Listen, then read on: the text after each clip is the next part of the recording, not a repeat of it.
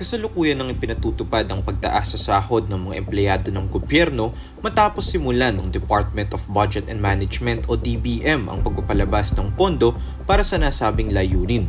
Ito ay matapos pirmahan ni Pangulong Bongbong Marcos noong ika-2 ng Agosto 2024 ang Executive Order No. 64 na nag-aaproba ng Salary Standardization Law 6 o ang salary increase para sa lahat ng sibilyan na kawani ng gobyerno.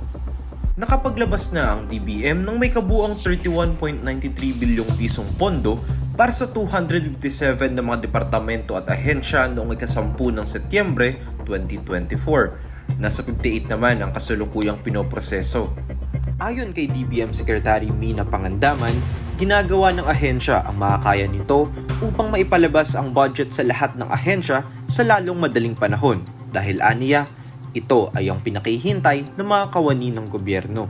Samantala, inilunsad naman ng DBM ang SSL6 dashboard para magbigay ng real-time data sa mga ipinalabas na budget para sa mas madaling pag-monitor at epektibong oversight. Ito ay bilang bahagi ng adhikain ng ahensya na isulong ang transparency at open government. Para sa iba pang budget-related news, i-follow ang Usapang Budget natin sa Facebook, Instagram, TikTok at YouTube.